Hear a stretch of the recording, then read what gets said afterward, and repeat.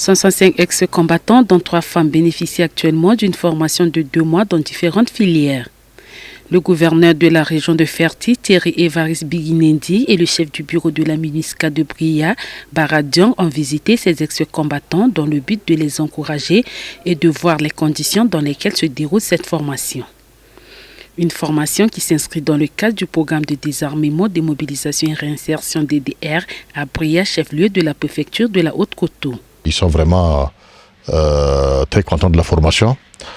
J'espère qu'à la fin, ils vont vraiment s'installer et faire de sorte qu'ils puissent participer au développement de la région. Et donc vraiment, c'est un sentiment de joie. Le DDR contribue à la sécurité et à la stabilité dans un contexte d'après-guerre. C'est un processus par lequel les éléments des groupes armés sont aidés à déposer les armes et à effectuer la transition vers la vie civile. Soutenir leur réinsertion dans les communautés dans lesquelles ils retournent est primordial afin de maintenir la cohésion sociale. Il y a des jeunes qui ont perdu beaucoup de temps dans les groupes armés et qui n'ont pas eu la chance d'aller à l'école. Maintenant, avec cette formation, ils savent lire et écrire.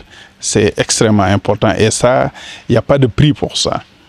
Il y a aussi beaucoup d'autres leçons qu'on leur donne qu'ils ne pouvaient pas avoir quand ils étaient dans les groupes armés. La MINUSCA apporte un appui technique, logistique, financier et sécuritaire à l'unité d'exécution du programme national de désarmement, démobilisation, réintégration et rapatriement qui a été créé en 2016.